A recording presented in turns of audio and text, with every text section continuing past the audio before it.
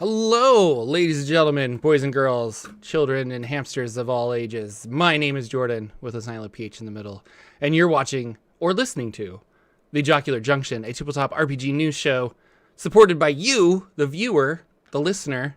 And if you want to support further, you can go over to patreon.com/Jordan with a PH in the middle. That's JORPHDAN. Today, we are going to talk about Creative Commons licenses and the DMG a little bit. I guess that was a thing that came out, the 5.5 DMG, and Chris Perkins news, and then a lot of crowdfunding stuff, because it just seems like there's a lot of cool crowdfunding stuff going on and not a lot of news.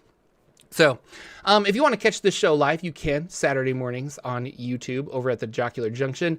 And if you want to leave me a message, there are links to a Google's forum sheet. You can leave a message.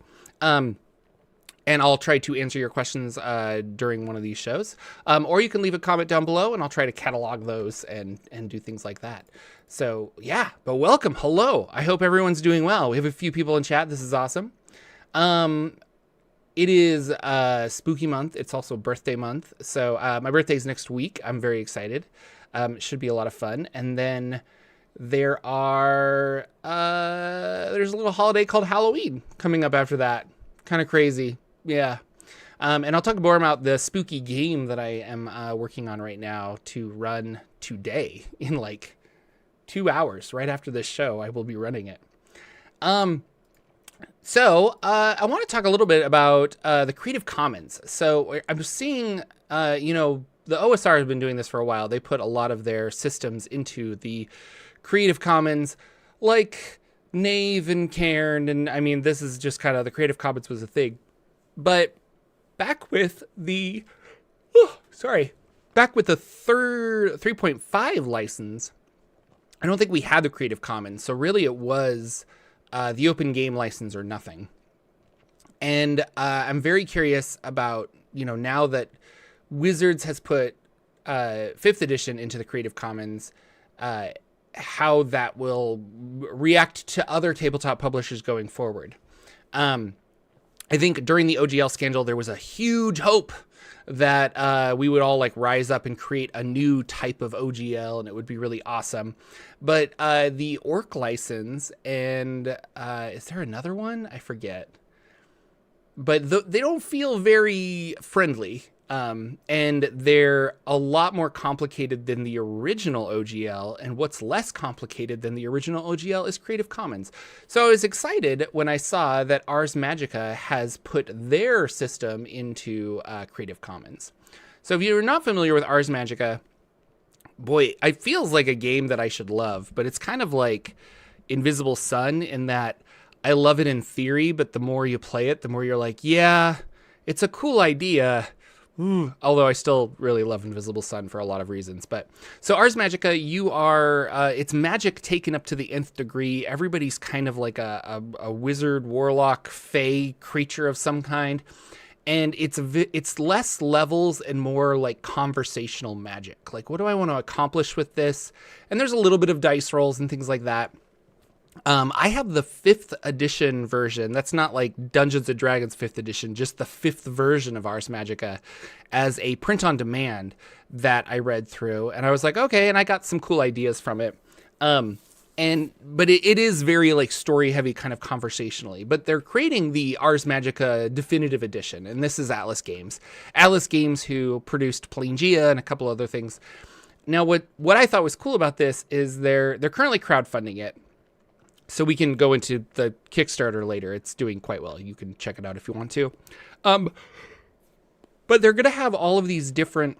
they're not going to have different anything. Anyway, it's the definitive edition, the standard text of the 5th edition core rulebook, and they've added a couple things. So it's going to be like, I think they're just like, we're done with this game. We're not going to make new versions of it. That's why we're calling it the definitive edition.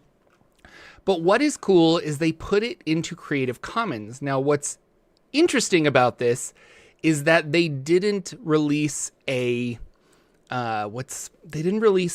system reference document that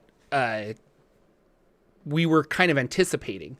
So when they say, hey, it's in the Creative Commons, there isn't like a document to reference. They just kind of said in a press release, like, it's in the Creative Commons, except the art and the layout, but everything else is like up for grabs. And I think that Ars Magika does have a lot of public domain influence of like old timey magics and things like that. So it really does make sense that they were able to be like, yeah, we're just throwing it all in there. So now you can create stuff for Ars Magika or do whatever you want with it, but you can't actually use their art and stuff, which kind of makes sense. But this is where I was confused, because I thought when you put something into Creative Commons, can you, I guess you can I specify like, hey, it's just, okay, let me back up. I thought it was, hey, here's what I want to put into Creative Commons, and now it's there in this file that I have uploaded, and that's Creative Commons. And now I take that and I, dress it up real nice with art and layout, and then I put it out into the world, and that's what I'm selling. So it's like I'm selling, there's the Creative Commons there that you can do all the cool stuff with it, but aside from that, there's also the version that I'm selling that has all the art and the extra stuff that I want. That's not what they did here. They just kind of said, like, it's in there, but we're not going to release a system reference document. We're not going to release X, Y, and Z. And I was curious how you guys felt about that, because hypothetically, that makes everybody else's jobs easier if they want to create something or want to put something into Creative Commons. If you could just specify like ahead of time, yeah, I wrote this book, but like only the text on these pages in this very specific scenario. So I don't have to like make a separate document. A separate document would be useful. I think it would be helpful for creators who want to utilize that to be like, oh, just what's in this file you've provided. Thank you very much. That would be awesome. But that does not seem to be the case for Ars Magika. So going through here, the core mechanics and Mythic Europe setting are now both covered by a Creative Commons Attribution Share-alike International license. Details of license are here. We are absolutely blown away by the incredible response from Ars Magika community. The open license empowers players and creators like never before, to allowing them to freely share, adapt, and build upon the foundation of the game. And there's more to come. Featuring an expansive 600-plus page full-color rulebook. That's about the thing. And for decades, Ars Magika, the open license is a way formally recognize the dedication and empower. Okay, yeah. But they... there was something about it I thought in this. Maybe I linked the wrong article, but yeah. I thought that was kind of just weird and cool. It's on BackerKit right now. If you... Oh, maybe this is what I need to click. What is in the magical license? Here we are. So the text in its source book have been released under the open license. The licensed material is the text of the game book and does not include the trade dress, artwork, cartography, or logos. We have created a new open source logo. The open license is a copyright license, not a trademark license. There is no system reference document. That's what I was hearing. The full text of the release book may be extracted from PDFs available for sale, so we want you to buy it. In some cases, we don't have digital text, so that we aren't able to provide it. In the case of text from the oldest books that may be licensed, we'll note blah, blah, blah. So yeah, it was just kind of interesting. Like, there's no system reference document. You got to buy our book, but you're able to use it after you buy it. Kind of weird. Yeah. Elder Goblin Games. Yes, you just mentioned Draw Steel has an interesting license. And of the Orc license, of the, I'm trying to think, is Orc Paizo, or does Paizo have their own license? And Kobold is Orc, or does Kobold has its own license? I can't remember. I feel like there's two licenses running around. But Draw Steel has their own license. I've heard it's good. Like, if you want to make stuff for Draw Steel, I heard it's good. But at the same time, I'm like, what is preventing you from just putting a system reference document into Creative Commons? And maybe MCDM will do that at some point. I'm really curious. We have Critical Role also creating their game, and I haven't heard anything. Paizo is Orc. Thank you, Mo Peach.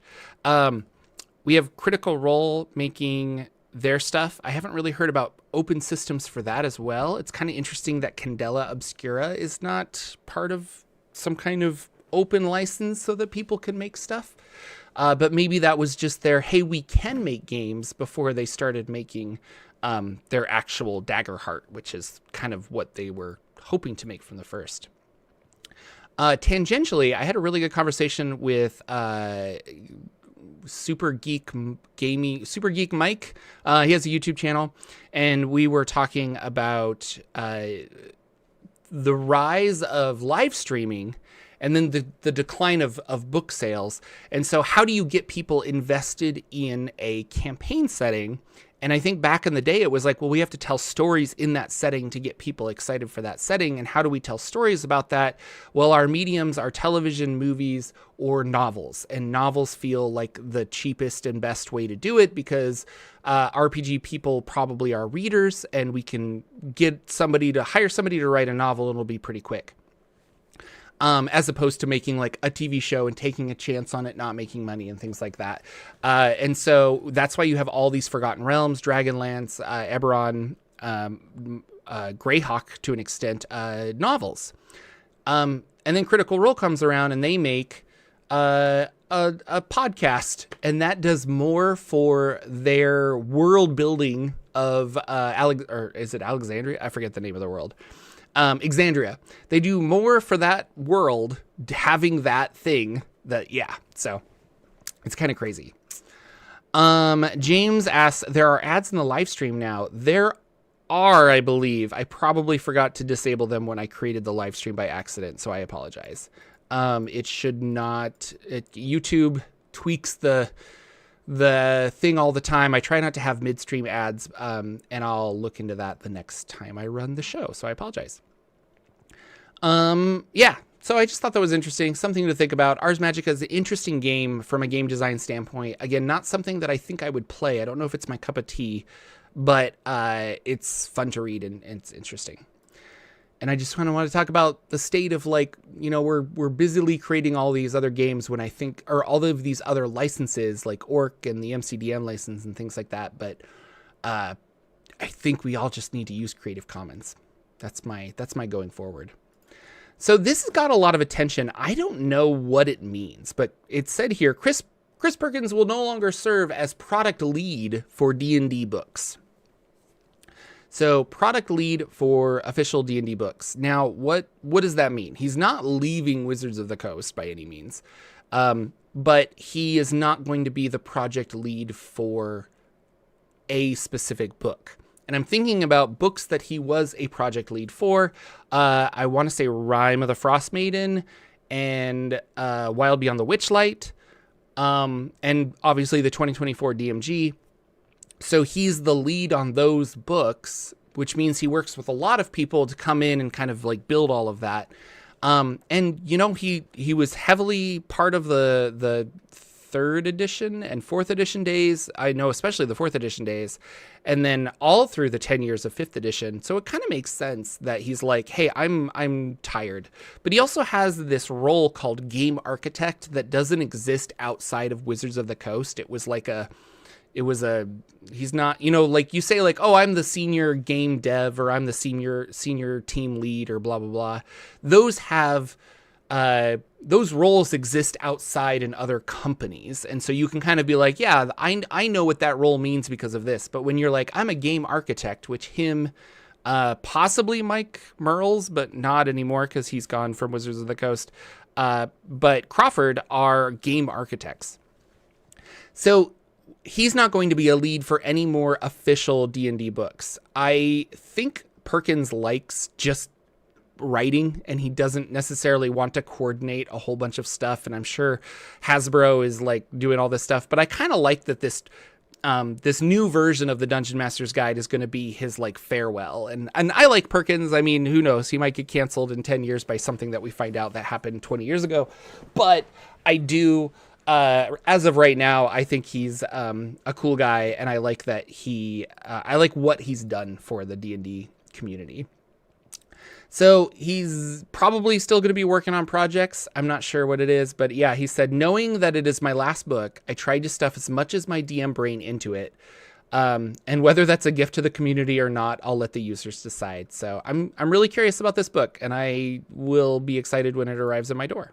So that's all I really know. And with the DMG 5.5, we will be getting that November 12th. That's when it will be, that is when it's released. There's probably early access popping up the first week of November. I think it was like 2 weeks early on, for the PHB on D&D Beyond. So I'm wondering if it'll be about the same time that we'll see that. So I don't know. I'm really curious. Like I said, not a lot of news today. We're going to talk a lot about crowdfunding instead. Yes, James, that's a very good point. James Mills points out that Chris Perkins wrote many articles for the 4E Dragon magazine, and I think you can find a lot of those magazines on DriveThruRPG. So I would, go check that out and see if you can find some of those. Or if you search the Internet Archive database, which I believe is being hit by hackers right now, but there's a lot of old Dungeon and Dragon magazine PDFs kind of floating around there that you can check. So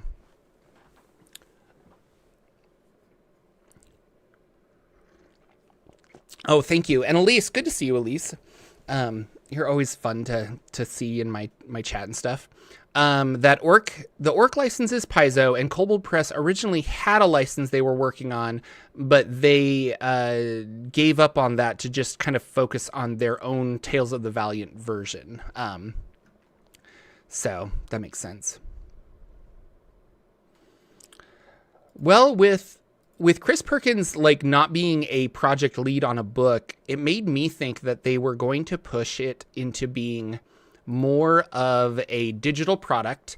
And so they want, instead of a project lead for I know how to make a book, I was wondering if we want a project lead who knows how to take this stuff and then also how do we apply it to a digital environment, a book environment, and a game environment? How do we kind of coordinate all of that? And so that would make more sense that they have hired or will be looking for project leads that have experience in all of those. And so, yeah, Chris Perkins knows D&D really, really well, but does he know what to do with D&D in a digital landscape that they're kind of right on the edge of video gamification of Dungeons and Dragons? How do we really, instead of a VTT, how do we really make this almost a video game, which kind of feels like the direction they're going. But that's a personal opinion. Who knows? Crowdfunding and deals. We're going to talk about, here's ARS Magika. So funded in 3 minutes. It's currently at $500,000 on BackerKit, which is really good for BackerKit. I bet they would be at $1 million plus if they were on Kickstarter. But I really enjoy BackerKit more than Kickstarter lately. So if I see something there, I'm actually more inclined to back it on BackerKit as opposed to Kickstarter, because I like the percentages and stuff that are going to the creators. So, oh, and then Elder Goblin, it doesn't say if he stepped away by choice. It just says that this will be his last project. So I don't know if he was told that he's not going to do it anymore or if he decided to step away. I have a feeling that he has enough clout that he could be like, hey, I want a break. Because he did that with the Acquisitions Incorporated games as well, where he was like, I just am tired of going to all of these conventions and running these big games. Can I have a small break? And then they brought him back because they love him or they offered him more money. It's kind of the Robert Downey Jr. effect, where it's like, I'm done. I'm out of the Marvel universe, but you're in trouble. I will take more money. Okay, let's do this. So, because there's a part of you that still loves it. So, yeah, so there's links down below. You can check out ARS Magika. I love the art and the feel of it. It's very magical. Everyone's a witch. Here's Mythic Europe. Takes place in our world kind of a thing. So it looks like, if this is your jam, this is a cool setting bundle box set thing. So, definitely would check that out. The next one, and I feel like we talked about it enough, so I don't want to talk about it. So the next one is the, Myologist Primer. So, this company made the Herbalist Primer, which was a really fun book. And it was both real herbs and magical herbs in a book that you could flip through and be like, oh, what are the magical properties of this? So Herbalist Primer is probably my favorite book that I've never gotten to really utilize at all. As I guess for inspiration, I flipped through it and I'm like, oh, that's kind of cool. But I want to run a game where we don't have any kind of healing, or maybe it's a class. Maybe it's an herbalist class where I could root around and find various herbs, and that's how I actually create my magic spells. Like I have to go out and find mugwort or something. And the Herbalist Primer was great for that. I was like, this is so cool. Like, I love that. And then they came out with the rock one. Oh, they'll probably have it here. I can't remember the name of it, but yeah, let me just read. System agnostic guide for things.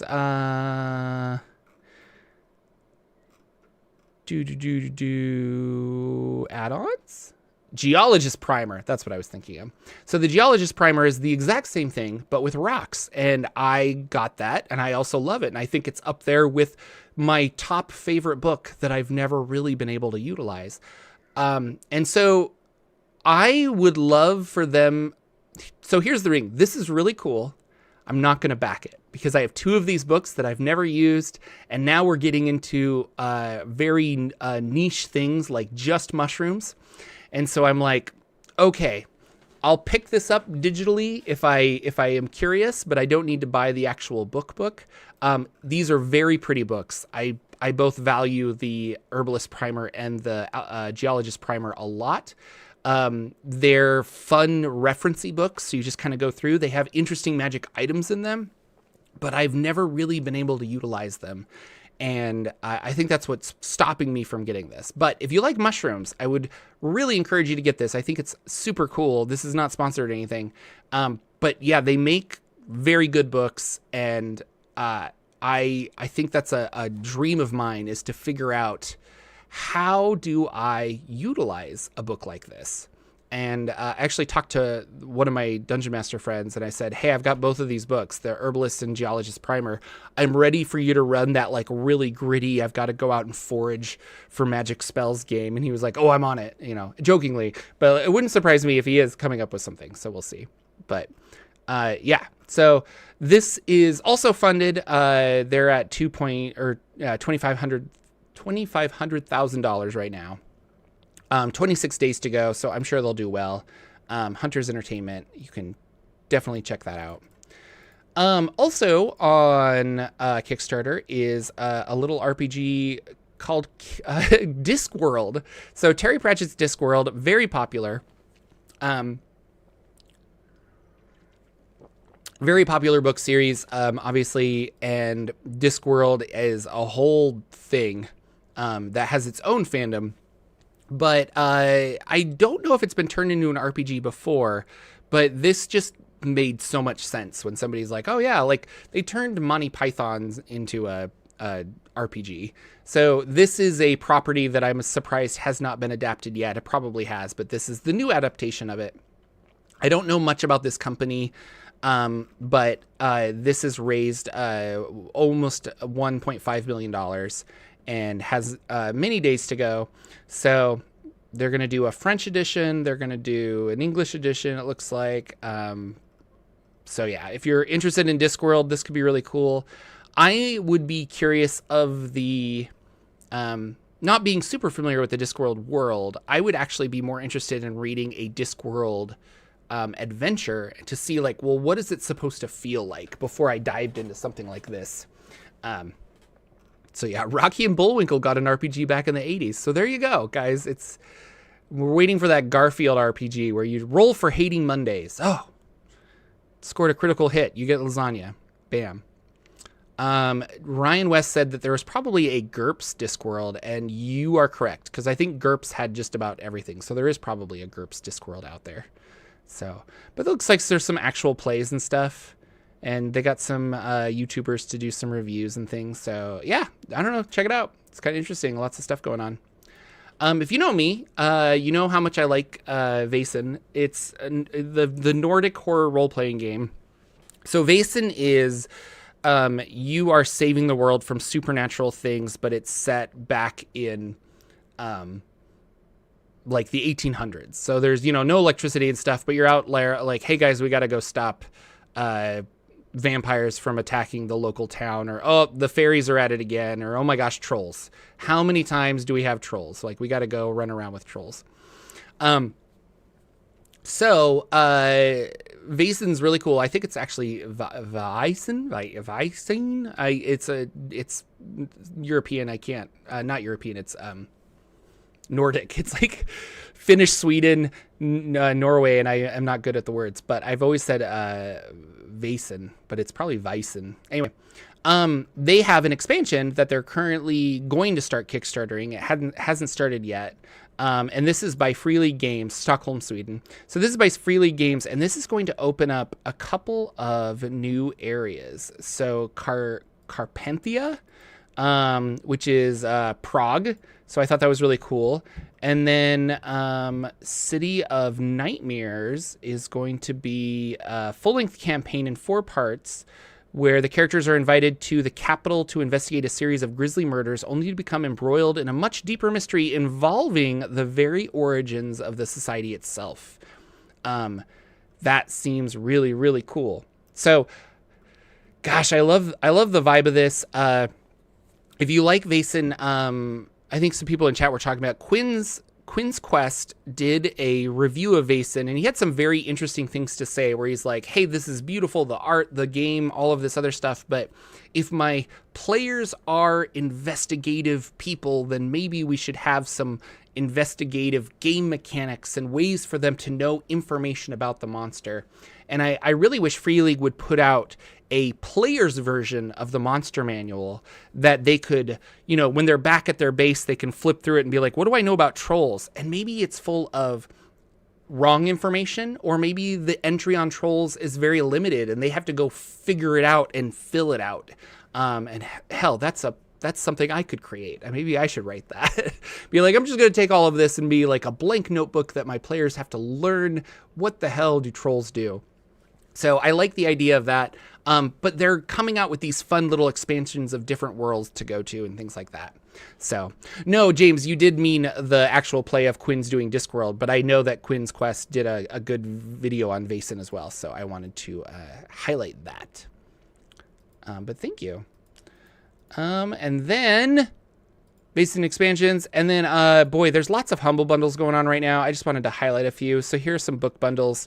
The Power Rangers role-playing game, Call of Cthulhu Encore, which is just, what is it? Well, yeah, Power Rangers has like an hour left, so you're probably not getting that unless you're listening to it live. But Call of Cthulhu Encore is going on. There is also World of Darkness was the other big one. And it looks like a couple of the other ones have ended as far as RPG ones. So we'll look at Call of Cthulhu here. So Call of Cthulhu is $25 for 26 PDFs, and you're getting Pulp Cthulhu as well. So yeah, if you're interested in Cthulhu, I've played a couple of Cthulhus. I love it for various reasons, but it is not my game of choice. I think it's fun for one shots, but I don't think I don't think I like long form campaigns of Cthulhu. Because I kind of want everyone to either die at the end, and that doesn't seem... Although I should try Pulp Cthulhu, because I hear that's a little more up my alley. And then World of Darkness, you $40 for 32 items, and you do get some physical items. So physical books mailed out to you. And so that could be really cool. There was a little contention online about this. People were kind of saying like, oh, but it's not the version of Masquerade that I like, blah, blah, blah. So your enjoyment may vary, but if you want to just be like, hey, I want something new for, you know, Halloween, I want some vampire fun, then I would check out World of Darkness.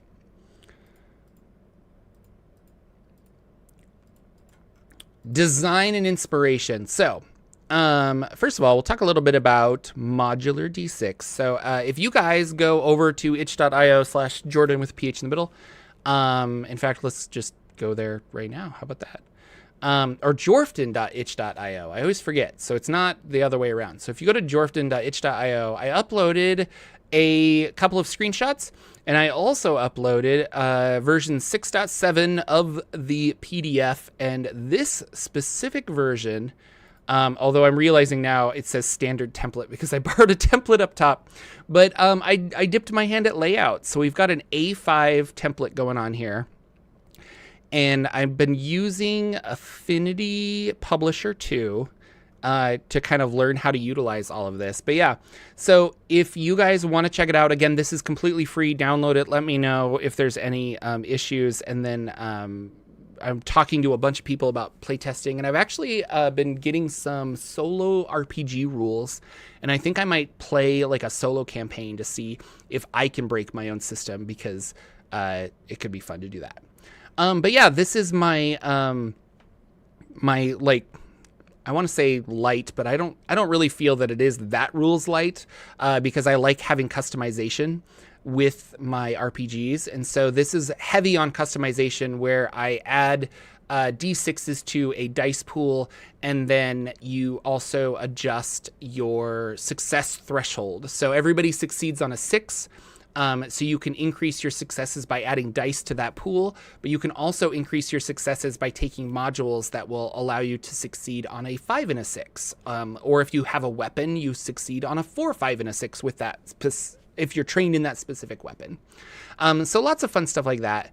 And I used some public domain and Creative Commons art, which is all attributed at the very end of the PDF. But yeah, I don't know. I was like, guys, it kind of looks like a real game. Like, this is cool.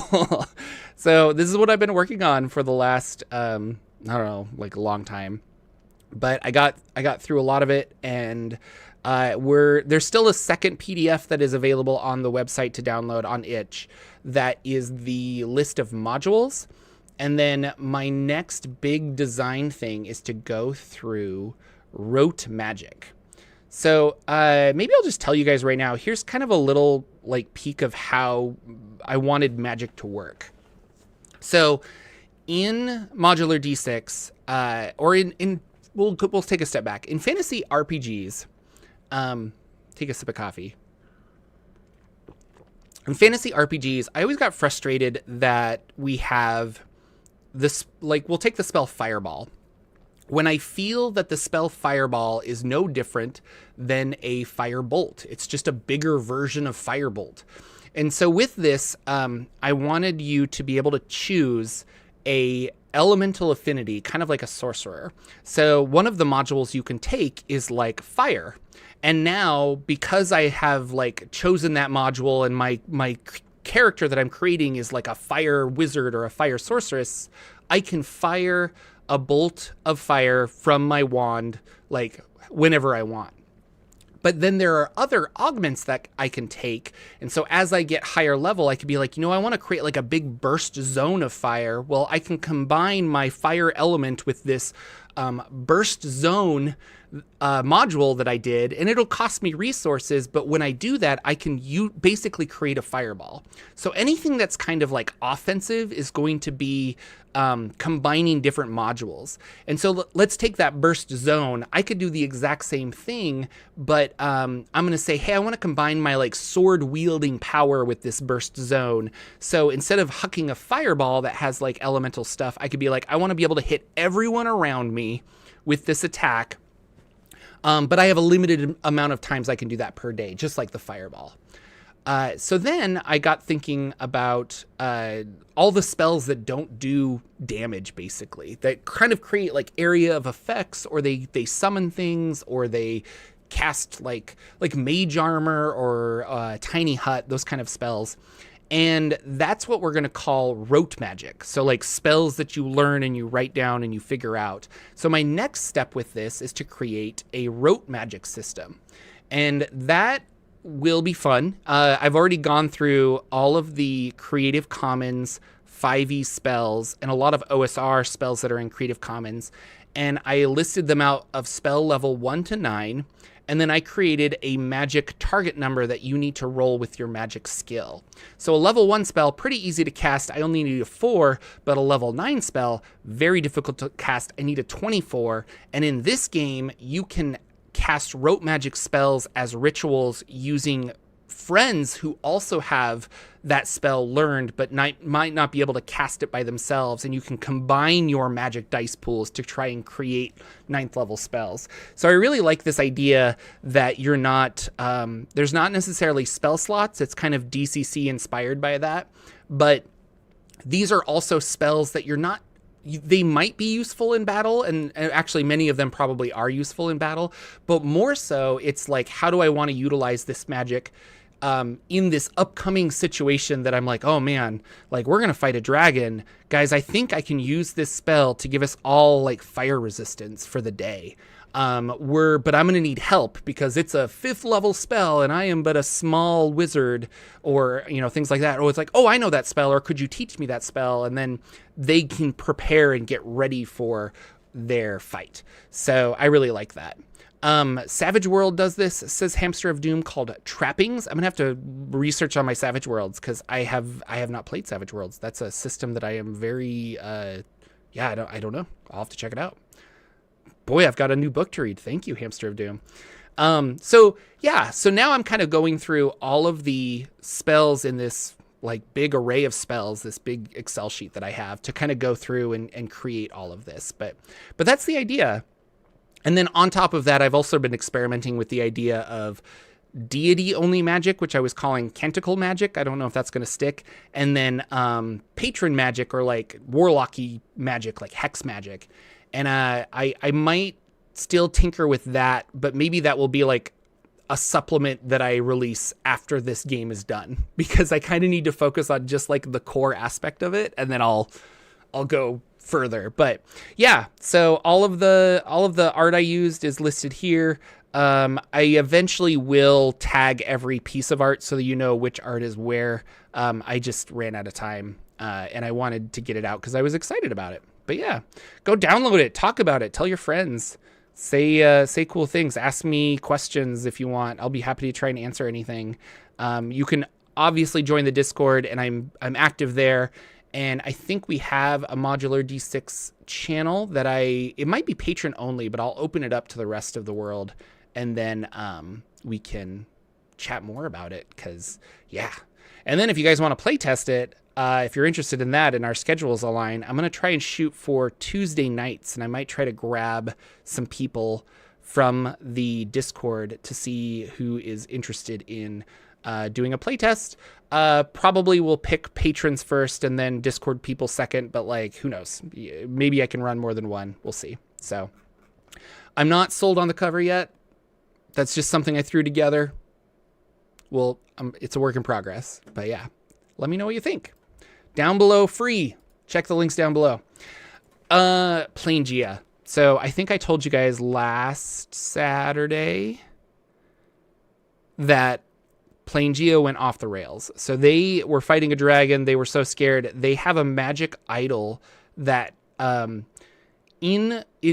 magic item I based it on allows you to open a gate to the far realm. So for Planegea, I changed that to opening a gate to Nod. And Nod is kind of the Feywild Shadowfell of Planegea. It's called the World of Dreams and the World of Nightmares. So they took they opened this gate to Nod, they jumped in, and that's where we ended the campaign. So I have been working on a Nod-based like Halloween adventure for them to run through, because I think it'll be a lot of fun. And I'm pulling information from the Shadowfell, the Feywild, and the Far Realm to create this scenario. But Planegea specifically talks about something called the Throne of Nightmares in the World of Nightmares. And you can look at it and it could be a physical throne, but really it's a title held by a creature. And since the Drow have been attacking, and there's been a lot of spiders and Lolth talk and the Queen of Spiders and stuff like that, I think I'm going to actively have this like anthropomorphic personification of Lolth sitting on the Throne of Nightmares in charge of this realm.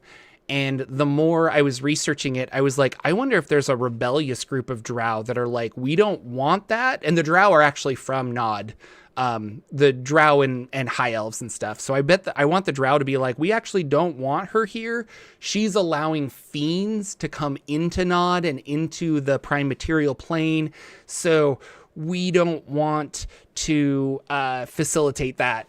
If you could help us stop her. And so the idea is that we're going to take all of this, I don't know, like the world of Nod and everything, and we're going to utilize it and run away with it. It should be a lot of fun. And there's my son. He's walking in to say hello.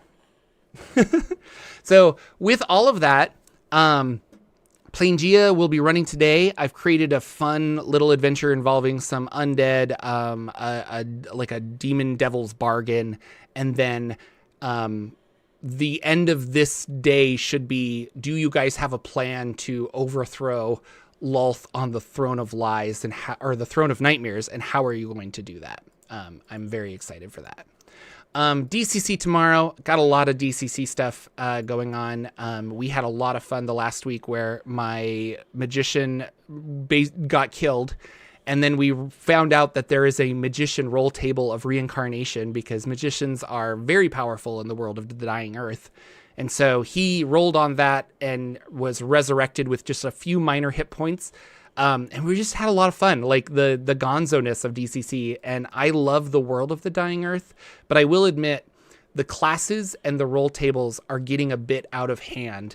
And the PDFs of the Dying Earth are all written in Vason language, which is becoming very frustrating at times where we're like, I just need you to tell me what I can and can't do.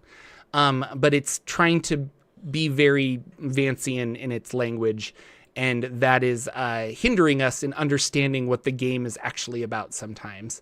But overall, I'm really enjoying it, and I think if I run another Dungeon Crawl Classics game, I'm going to run either a series of Lankmar games, because I hear that's a little easier to take, and then also I'm going to just run base classes. And I can run these Planegea, I can run these Dying Earth adventures just using base classes. I think that's, like, fine. It's kind of how am I going to, I don't know, I have to change a couple things here and there. But it was my goal to get through most of the Dying Earth adventures, and we're on the level 3 adventure right now. They should finish it tomorrow, and then we'll start either the level 4, or they were talking about taking a small break. And so maybe we'll take a break and play Forbidden Lands again or something. It should be a lot of fun. So, Elise, thank you for that compliment. I think it's also kind of fun to have people like work together to cast spells. So, well, ladies and gentlemen, that is my show. Kind of a shorter show today and lots of crowdfunding. I hope you enjoyed all of the stuff. Again, if you're curious about any of the things I've talked about, there are links down below in the doobly-doo if you're on YouTube, or the show notes if you're listening on the podcasts. I do have a Substack that you can go and sign up for, which basically is just a place for me to upload this podcast, but I'll put other things on there occasionally as well. Subscribe to the channel if you are not, so you can, hang out and get notified. I don't really know how YouTube changes notifications all the time, but they do. So you just need to know that if you want to catch the show live Saturday mornings at 9 a.m. Pacific, and I am here. And with that, I will see you guys next week with a potential Lucian returning to the show. I was talking to him this morning, and I guess he was like, no, I kind of miss it, and summer's over, and I want to get back into it. So we'll set up that, and I'll create a new template, and maybe we can get Lucian to come back and hang out with us. So thank you guys so much for watching, and I will see you all next week.